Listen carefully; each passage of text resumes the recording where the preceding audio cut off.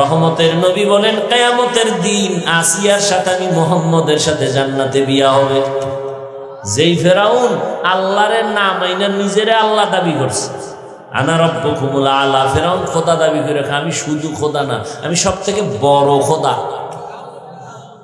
অথচ এত বড় বেঈমানের ঘরে আসিয়া ক্ষমতা সবকিছু লাথি মাইরা আল্লাহরে এমন ভাবে আপন করেছেন।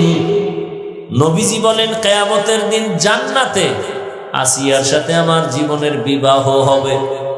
এরে আম্মা জানেরা, আপনার স্বামী তো ফেরাউনের মতো খারাপ না। আপনি কি পারতেন না স্বামীটারে বুঝাইতেন, স্বামী নামাজ পড়ো, একদিন দুদিন আপনার স্বামী তো নামাজি হতো। আপনি যদি স্বামীটাকে বুঝায় বলতেন, স্বামী মা বাবার আদর মায়া ছাড়িয়া তোমার সংসারে আসছি, আমার জীবনে না খাইয়া থাকলেও তোমার ঘরে আসি, খাইয়া থাকলেও তোমার ঘরে আসি, তবে আমার জীবনের একটা বড় দাবি, ও স্বামী হারাম টাকার মাল ঘরে আনবা না, হারাম খাইয়া নিজেদের রক্ত নাপাক করব না, আমাদের সন্তানদের রক্ত নাপাক করতে দিব না। যদি প্রত্যেক মা তার স্বামীকে বুঝাইতেন, কোন স্বামী হারাম টাকা ঘরে নিত না।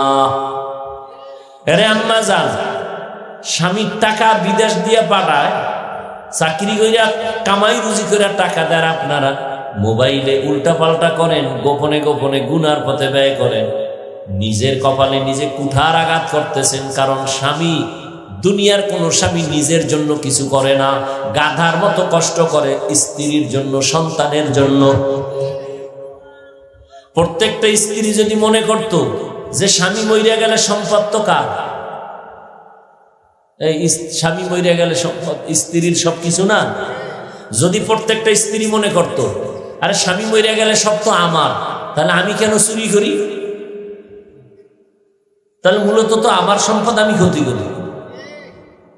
চিন্তা নাই, অন্ধ হয়ে গেছে গুনার সাগরে গিয়ে। প্রত্যেকটা সন্তান যদি মনে করত আমার বাবার কামাই রুজি সব আমার, বাবায় মরিয়া গেলে আমি ছেলের উপরে সব দায়িত্ব চলে আসবে, এই চিন্তা যদি প্রত্যেকটা ছেলে করত, কোনোদিন বাবার টাকা চুরি করত না। অথচ প্রত্যেকটা ছেলে বাবার টাকা চুরি করে মোবাইল ঠিক রাখার জন্য।